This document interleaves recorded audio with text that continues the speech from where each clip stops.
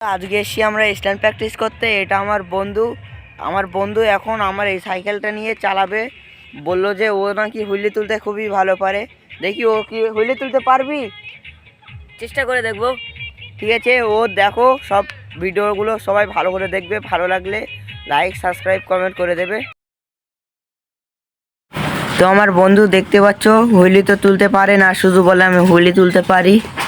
তো বন্ধুরা এবার আমি হুইলি প্র্যাকটিস করতে যাচ্ছি, সবাই দেখো।